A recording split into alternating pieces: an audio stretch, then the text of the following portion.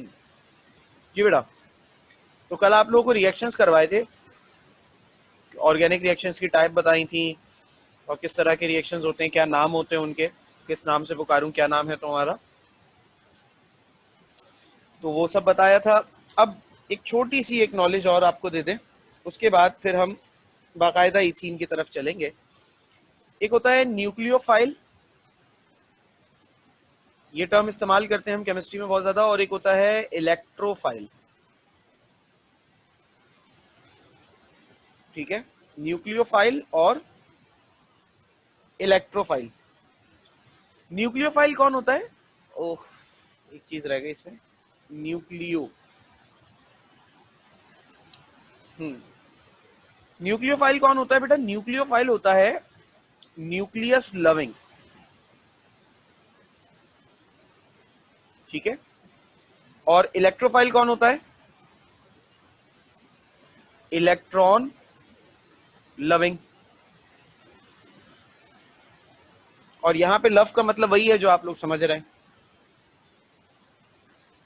ठीक है, अच्छा, न्यूक्लियोफाइल पर नेगेटिव चार्ज होता है क्योंकि न्यूक्लियस लविंग है।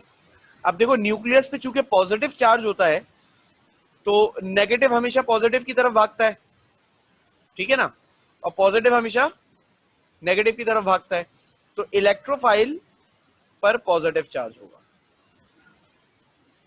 ठीक है, कुछ एग्जांपल्स न्यूक्लियोफाइल की: OH negative, Cl negative, NO2 negative, etcetera. कुछ एग्जांपल सर इलेक्ट्रोफाइल की: CH3 पॉजिटिव, CHO पॉजिटिव। जिंदगी में शायद तुमने क्लोरीन को कभी पॉजिटिव नहीं देखा होगा, सोचा आज तुम्हें पॉजिटिव भी दिखा दें। अच्छा, न्यूक्लियोफाइल जो होता है वो कौन होता है भाई? न्यूक्लियोफाइल इलेक्ट्रॉन रिच होता है। ठीक है, इलेक्ट्रॉन रिच होता है। और इलेक्ट्रोफाइल इलेक्ट्रॉन डेफिशिएंट होता है। ठीक है, न्यूक्लियोफाइल इलेक्ट्रॉन डोनर होता है और इलेक्ट्रोफाइल इलेक्ट्रॉन एक्सेप्टर होता है। फर्स्ट ईयर में और 9 में तुमने लिविस कॉन्सेप्ट पढ़ा है। तो जो इलेक्ट्रॉन डोनर होता है वो लिविस बेस होती है, और जो इलेक्ट्रॉन एक्सेप्टर होता है वो लिविस एसिड होता है। भाई देखो, इतनी गहरी तफसील बताने का मतलब सिर्फ इतना है कि अब अगर मैं इलेक्ट्रोफाइल या न्यूक्लियोफाइल के लफ्ज का इस्तेमाल करूंगा तो तुम्हें ये कहानियां ना जो हमने अभी बताई तुम्हें यहां पर, ये कहानियां तुम्हें पता होनी चाहिए। मैं लफ्ज इलेक्ट्रोफाइल कहूं तो तुम्हें इलेक्ट्रोफाइल की ये सारी कहानी पता होनी चाहिए। मैं लफ्ज न्यूक्लियोफाइल कहूं तो तुम्हें न्यूक्लियोफाइल की ये सारी कहानी पता होनी चाहिए। ठीक है, सही भाई? Yes sir. अच्छा जी, अब हम चलते हैं अपनी कहानी के मेन हिस्से की तरफ, जिसे हम केमिस्ट्री ऑफ इथीन कहेंगे। अल्कीन हमने स्टार्ट किया था, अल्कीन की कुछ छोटी सी बातें बताने के बाद हम बीच में थोड़ा सा भटक गए थे रास्ते से। हमने अल्कीन स्टार्ट किया था, ये रहा अल्कीन, और कुछ बातें बताने के बाद आपको रिएक्शन और इन सारी टर्म्स पर ले आया था। अच्छा, इस इनमें से सारी टर्म्स का ताल्लुक अल्कीन से नहीं है। कोर्स में गाहे बगाहे मुख्तलिफ चीजों का इस्तेमाल होगा, बता हमने सारी आपको आज ही दी ताकि बाद में परेशानी ना हो। अच्छा, इथीन क्या है? इथीन के बारे में एक चीज बड़ी मशहूर है, ethene is an anaesthetic gas. हाँ भाई मेडिकल वालों, सर एनेस्थीसिया से एनेस्थीसिया में इस्तेमाल होती है। जी बिल्कुल। क्या होती है एनेस्थीसिया? जिससे सर वो बेहोश बेहोश करते करने के सुन लिए, करने के लिए या बेहोश सर्जरी करने से। के लिए जो देते हैं। बेहोश करने के लिए। कभी किसी ने मतलब लिया एनेस्थीसिया वगैरह लिया है किसी को, मतलब कभी? सर डेंटल ट्रीटमेंट्स में कभी कभार वो सुन करने के लिए दे देते हैं, बेहोश नहीं करते, थोड़ी सी डोज सुन करने के लिए दे देते हैं जॉस। हाँ बेटा, डेंटल ट्रीटमेंट में जो देते हैं वो जाइलोकेन होता है, वो अच्छा। एनेस्थीसिया नहीं होता। इन दोनों में फर्क है। एनेस्थीसिया जो है ना वो आपको बेहोश करता है, और जाइलोकेन वक्ती तौर पर आपकी किसी सर्टेन हिस्से को सुन कर देता है। मतलब जिस हिस्से पर आप जाइलोकेन लोगे, ठीक है, उस हिस्से को जाइलोकेन वक्ती तौर पर सिर्फ सुन करता है। और उसका जो ड्यूरेशन है वो भी बहुत ज्यादा नहीं है। मतलब अगर 5 cc जाइलोकेन आप इस्तेमाल करते हैं तो 5 cc जाइलोकेन एक पर्टिकुलर बॉडी पार्ट पर depending upon muscles, I think so 15 से 20 मिनट्स जो है उसका असर रहता है, इससे ज्यादा नहीं। ठीक है।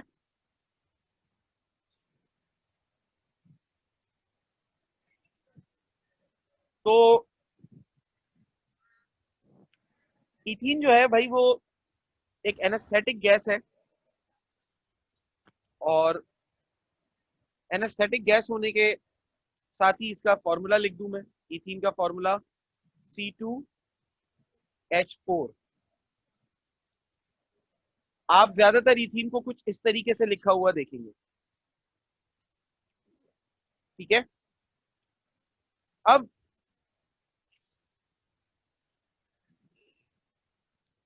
मैं चलता हूं मॉलिक्यूलर स्ट्रक्चर ऑफ इथीन पर।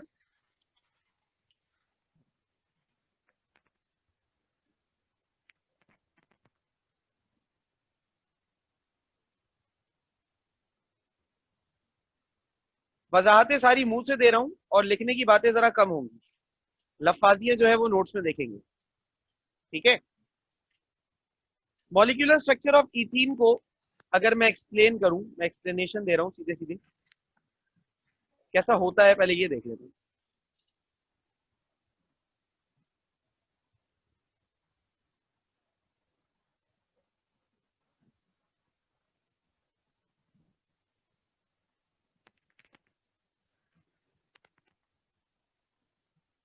ठीक है। इथीन भाई कुछ इस तरीके का होता है।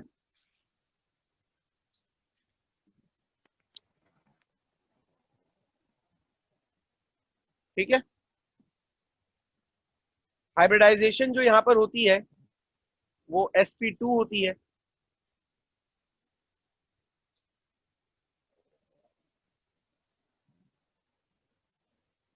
और मॉलिक्यूल का जो शेप होता है ट्राइगोनल होता है। ठीक है।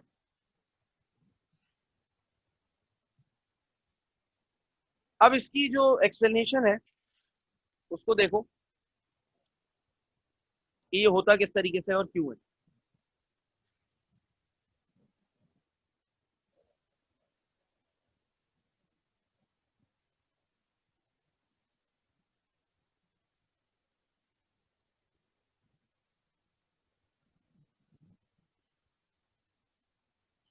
सबसे पहले कार्बन की ground state electronic configuration 1s2 2s2 2px1 2py1 और 2pz0। ये कार्बन की ग्राउंड स्टेट इलेक्ट्रॉनिक कॉन्फ़िगरेशन है। और हमारा आपको पता है कि होल टू होल कंसर्न जो होता है वो आखिरी शेल से होता है। पहले शेल हमारी बेला से भाड़ में जाए, तो आखिरी शेल के इलेक्ट्रॉन्स को ड्रॉ करते हैं।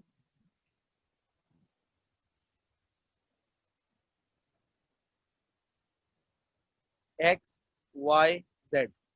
इधर एक इलेक्ट्रॉन है, इधर एक इलेक्ट्रॉन है, इधर कुछ नहीं है। सही है। अब आपको पता है भाई कि कार्बन जो है वो ग्राउंड स्टेट में बॉन्डिंग करता ही नहीं, और कार्बन अगर ग्राउंड स्टेट में बॉन्डिंग करेगा भी तो स्टेबल नहीं होगा। ये बात हमने पिछले टॉपिक्स में आपको बताई हुई है।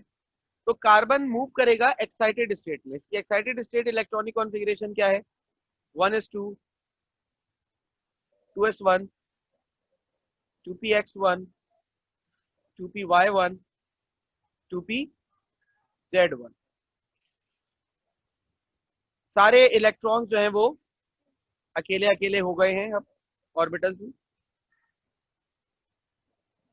एक एक इलेक्ट्रॉन हर ऑर्बिटल में है। इसके बाद ये जो ऑर्बिटल्स हैं, ये वाले s, px, py, pz, अभी ये अनहाइब्रिडाइज्ड ऑर्बिटल है, ठीक है। अब इनकी हाइब्रिडाइजेशन होगी। s ऑर्बिटल आपको पता है स्फेरिकल शेप का होता है, s ऑर्बिटल स्फेरिकल शेप का, px डंबल होता है x एक्सिस पर, py डंबल होता है y एक्सिस पर, pz डंबल होता है z एक्सिस पर। ये कार्बन के एक ऑर्बिटल से सारे, ये सारे के सारे फिल वक्ती तौर पर अनहाइब्रिडाइज्ड ऑर्बिटल्स हैं। अनहाइब्रिडाइज्ड ऑर्बिटल्स की खसूसियात क्या होती हैं, कोई बता सकता है? डिफरेंट एनर्जी लेवल डिफरेंट होते हैं। वेरी गुड, डिफरेंट एनर्जीज, यानी सारे ऑर्बिटल्स की एनर्जीज जो है वो अलग अलग होंगी, पहली बात। और दूसरी बात डिफरेंट शेप्स, वेरी गुड, ठीक है। ये दो खसूसियात होती हैं अनहाइब्रिडाइज्ड ऑर्बिटल्स। अब इसके बाद प्रोसेस ऑफ हाइब्रिडाइजेशन होता है। अच्छा, प्रोसेस ऑफ हाइब्रिडाइजेशन में यहाँ पे जो बॉन्डिंग होती है वो इस तरीके से होती है कि भाई एक x के साथ एक H जुड़ता है, दूसरे p के साथ दूसरा H जुड़ता है, और जो s वाला ऑर्बिटल होता है वो दूसरे कार्बन के साथ जुड़ता है, क्योंकि आप फॉर्मूला में अगर गौर करो तो C2 है, तो दोनों कार्बन अपने s को जोड़ते हैं। यानी कि इन चार में से 3 ऑर्बिटल्स हाइब्रिडाइज होंगे।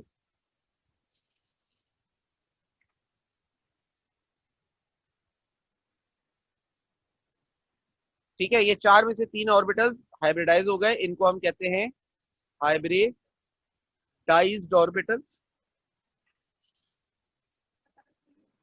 अच्छा, हाइब्रिडाइज्ड ऑर्बिटल्स के बाद एक ऑर्बिटल जो हमारा होगा, कोई सा भी एक, वो अनहाइब्रिडाइज्ड होगा।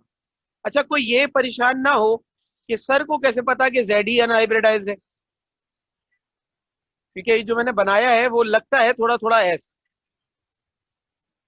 तो सर को कैसे पता कि ये एस ही जो है वो अनहाइब्रिडाइज है, जेड वाला, सॉरी, वाई नॉट एक्स और पी?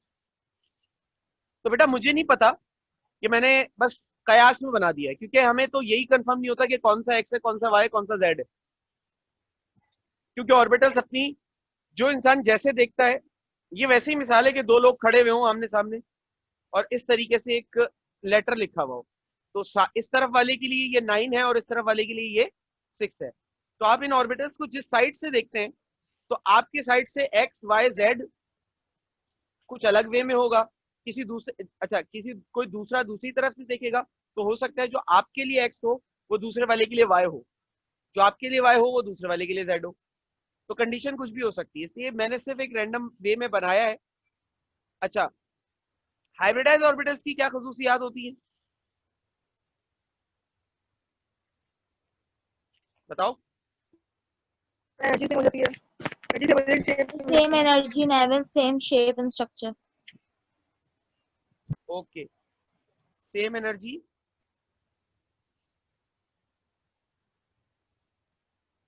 और सेम शेप,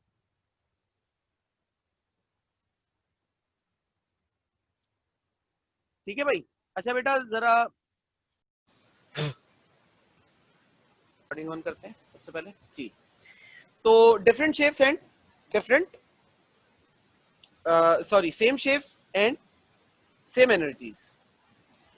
इसके बाद क्या होगा, इसके बाद एक कार्बन की बात कर रहा हूं, एक कार्बन के 3 ऑर्बिटल्स हाइब्रिडाइज हो गए। तो जब 3 ऑर्बिटल्स हाइब्रिडाइज हुए, सबसे पहले मैं वो आपके सामने रख दूं, ये एक ऑर्बिटल हाइब्रिडाइज, ये एक ऑर्बिटल हाइब्रिडाइज, ये एक ऑर्बिटल हाइब्रिडाइज। अब जो अनहाइब्रिडाइज ऑर्बिटल है वो भी मैं ड्रॉ कर दूं, ये रहा वो अनहाइब्रिडाइज्ड ऑर्बिटल। इसको ऐसे नहीं ड्रॉ करते,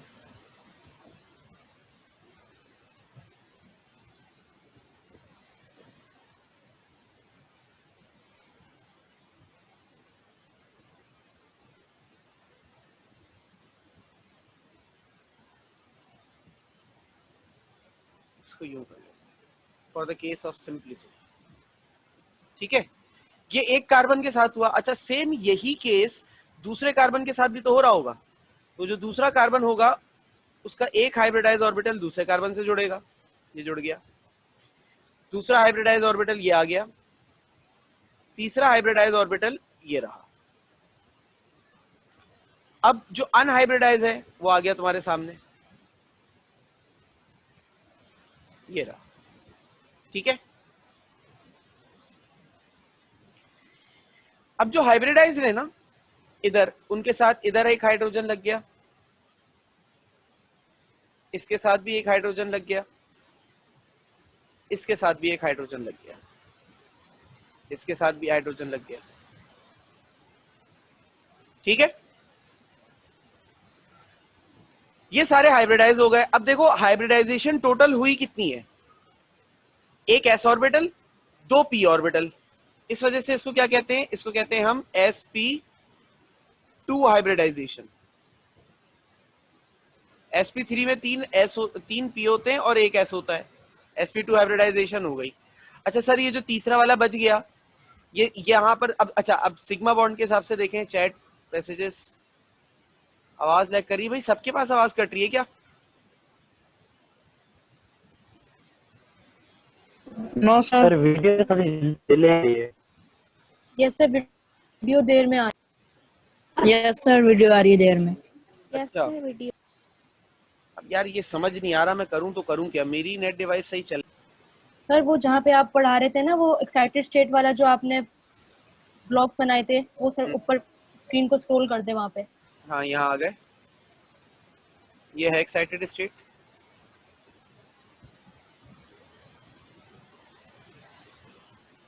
ठीक है, सर वो नहीं नजर आ रहा, शायद वीडियो आपकी लैग कर रही है। अच्छा देखो अब यहाँ पर क्या हुआ कि ये जो दो कार्बन के ऑर्बिटल्स थे, इन्होंने यहाँ पर हाइब्रिडाइज किया, यहाँ पर हाइड्रोजन ने हाइब्रिडाइज किया। अब देखो यहाँ पर इन दो कार्बन के दरमियान जो बॉन्ड बना, ये है सिग्मा बॉन्ड, ठीक है।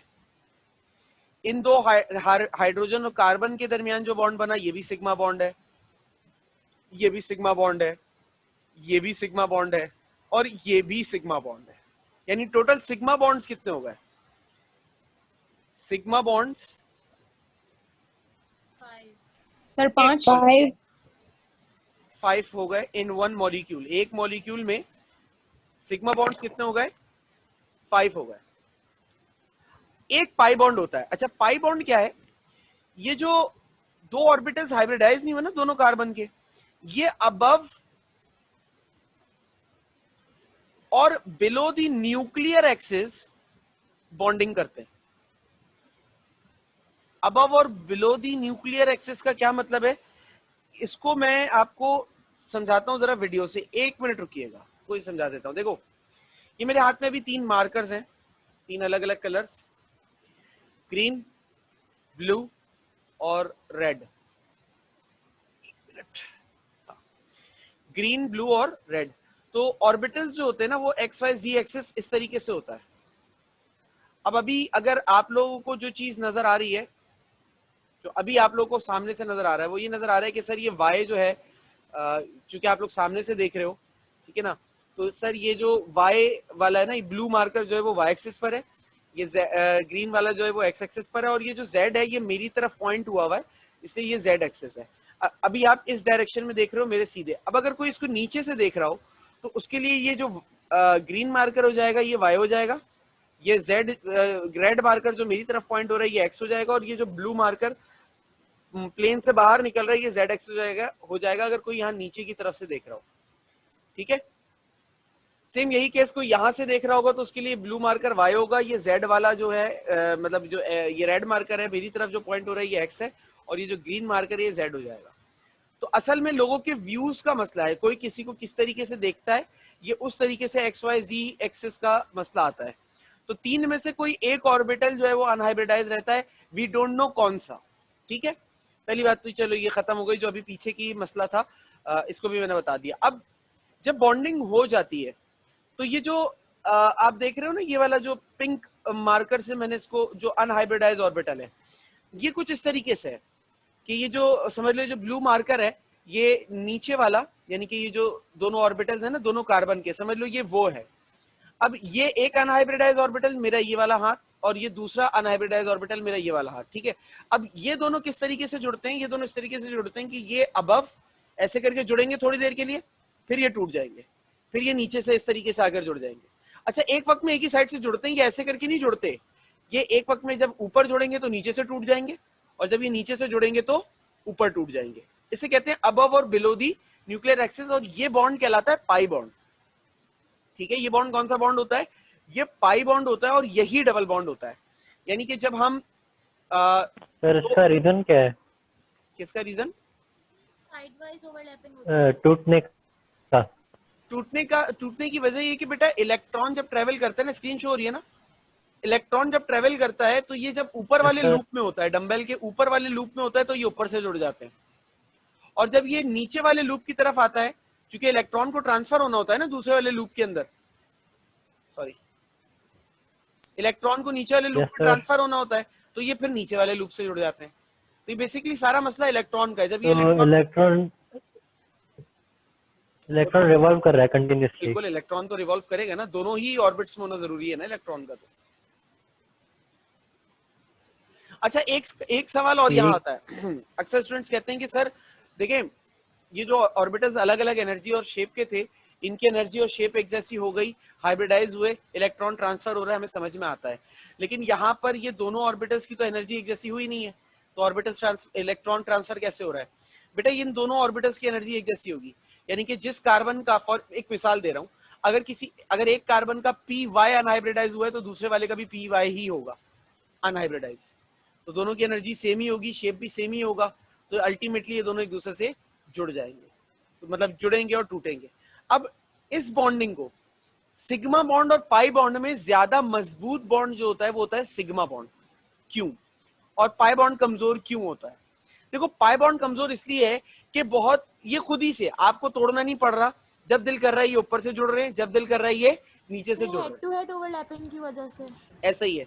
एक तो हेड टू हेड ओवरलैपिंग है, इसको हम कहते हैं इंटर न्यूक्लियर एक्सेस बॉन्ड।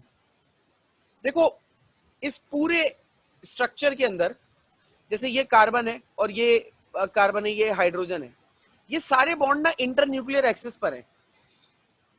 इस कार्बन का जो न्यूक्लियस होगा वो यहां होगा, इस जगह पर, सही है। इस हाइड्रोजन का न्यूक्लियस यहां होगा, इस हाइड्रोजन का यहां होगा, इस हाइड्रोजन का यहां होगा, इस हाइड्रोजन का यहां होगा।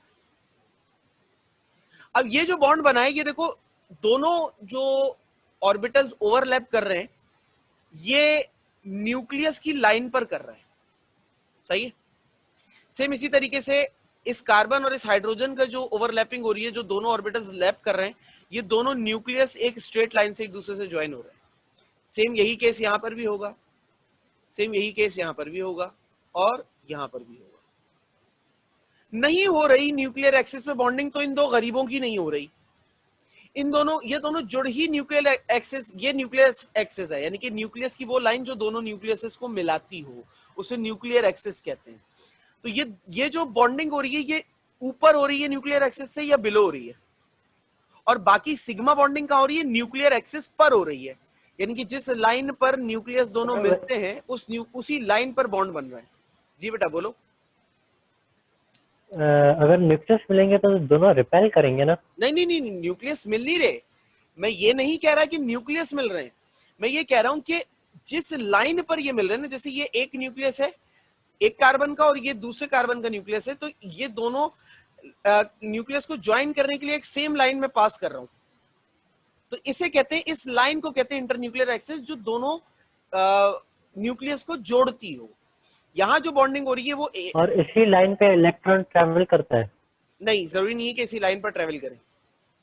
ये तो ऑर्बिटल्स यहाँ पर इलेक्ट्रॉन ट्रेवल करते हैं ना, जहां पर ये ऑर्बिटल्स शेयर हुए हैं ना, फॉर एग्जांपल ये दो ऑर्बिटल्स हैं और ये शेयर हुआ है, इलेक्ट्रॉन्स यहाँ पर एक दूसरे ऑर्बिटल में आते हैं और फिर ये पूरा चक्कर लगाकर दूसरे ऑर्बिटल में जाते हैं, ये इस तरीके से होता है, ठीक है। ये वाली जो बॉन्डिंग है ये ऊपर हो रही है, न्यूक्लियर एक्सिस की लाइन ये है और इस न्यूक्लियर एक्सिस की लाइन के ऊपर ये बॉन्ड बन रहा है और इस न्यूक्लियर एक्सिस की लाइन के नीचे ये बॉन्ड बन रहा है, तो वो ये चीज है। क्लियर हो रही है बात? Yes sir. सबको समझ में आई? सर आपकी स्क्रीन शो नहीं हो रही थी, मुझे ये वाली बात समझ नहीं आई, इंटर न्यूक्लियर एक्सेस वाली। अच्छा, स्क्रीन अब शो हो रही है?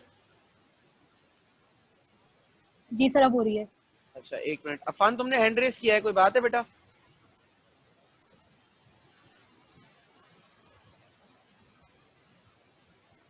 सर वो डिले हो रहा है ना, तो मतलब कि आप जो ड्रॉ कर रहे हैं कुछ भी दिखा, मतलब ड्रॉ होता हुआ दिखाई नहीं देता। यार अब मैं क्या यस सर, वो नहीं दिख रहा। मेरा दिल कर रहा है कि मैं आज पीडीसीएल वालों जो कुछ भी ड्रॉ कर रहे हैं सर जो ड्रॉ करते हैं वो बाद में दिखाई देता है। अच्छा, तो ऐसे अब देखो जब हाइब्रिडाइजेशन होती है तो हाइब्रिडाइजेशन में होता क्या है कि पहले एक कार्बन के सारे हाइब्रिडाइज ऑर्बिटल में आपके सामने रख देता हूं। ये आ गया एक ऑर्बिटल, ये आ गया दूसरा ऑर्बिटल, ये आ गया तीसरा ऑर्बिटल, ठीक है। अब इसी के सामने ये आ गया दूसरा वाला कार्बन, उसका एक ऑर्बिटल जो हाइब्रिडाइज है और ये उसका दूसरा ऑर्बिटल जो हाइब्रिडाइज है। अच्छा, यहाँ सामने कौन नजर नहीं आ रहा? जो अनहाइब्रिडाइज है। ये आ गया वो अनहाइब्रिडाइज ऑर्बिटल जिसको मैं ब्लू मार्कर से ड्रॉ कर रहा हूं।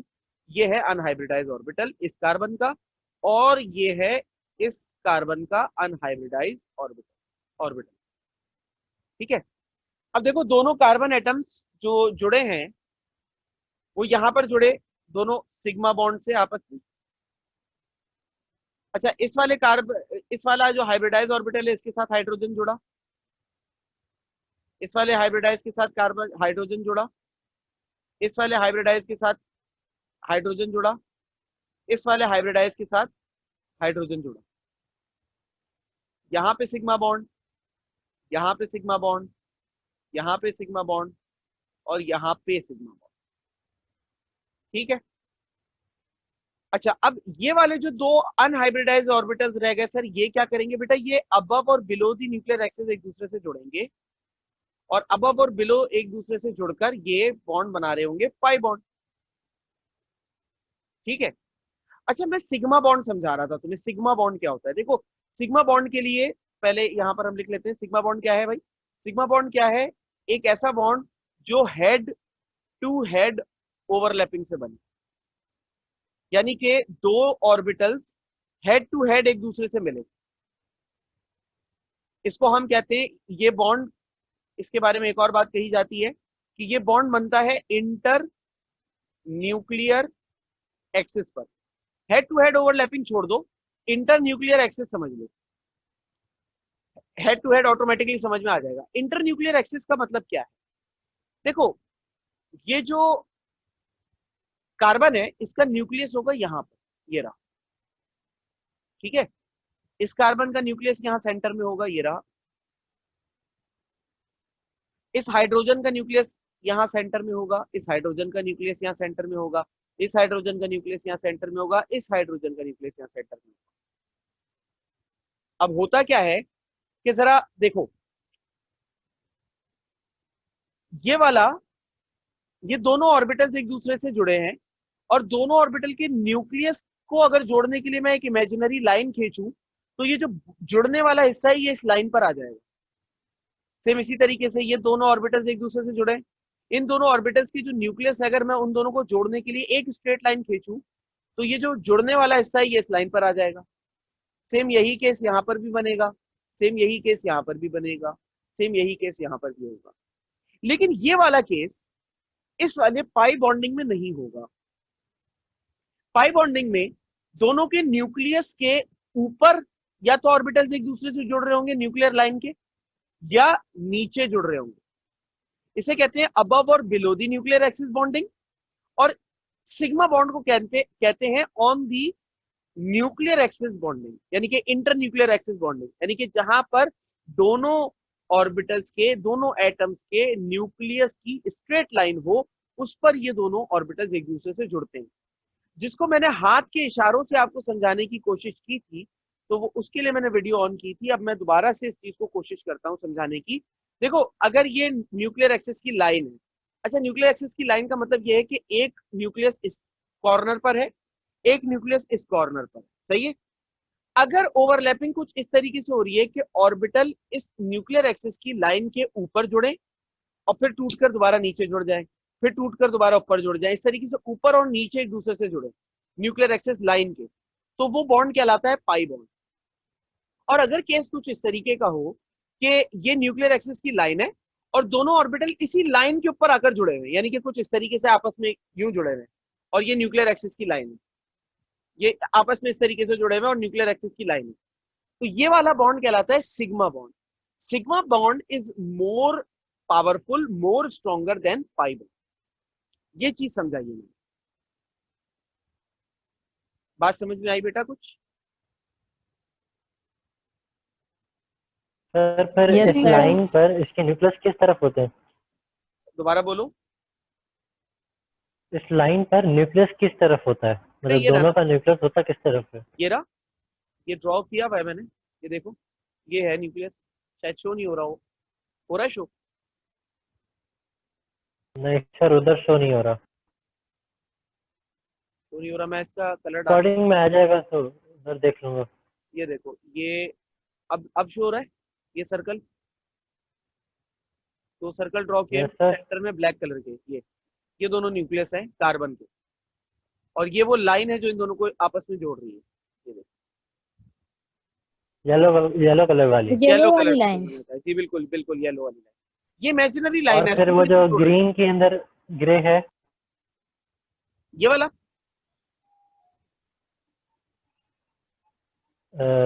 ग्रीन के अंदर ग्रीन सर्कल के अंदर जो ग्रे ये है वाला वो भी इनका ये न्यूक्लियस है। वाला, हाँ, वो न्यूक्लियस हाइड्रोजन का है, ये न्यूक्लियस हाइड्रोजन का है, ये न्यूक्लियस हाइड्रोजन का है, ये न्यूक्लियस हाइड्रोजन का है, ये न्यूक्लियस हाइड्रोजन का है, और ये वाले दोनों कार्बन के, ठीक है। यस सर, अब क्लियर समझ हुआ? आ गया। सबको समझ में आ गया? जी सर। Yes sir. अच्छा, इसमें एक सिग्मा बॉन्ड है, 5 सिग्मा बॉन्ड है सॉरी, और एक इसके अंदर पाई बॉन्ड भी है, ठीक है।